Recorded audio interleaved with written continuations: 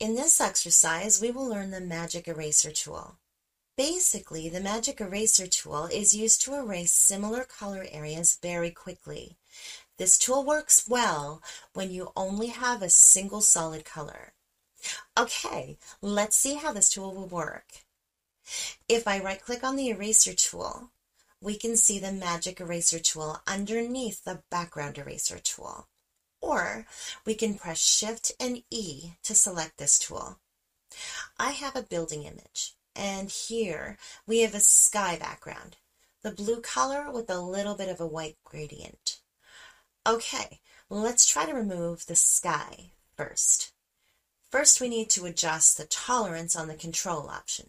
Let's say 30%. Anti-alias is always checked on for smoothness, and contiguous is checked on for continuous color removal. Okay, let's click on the sky background and boom! Amazing! The background color is removed perfectly. If we have any larger areas, we can adjust tolerance and experiment for the best job.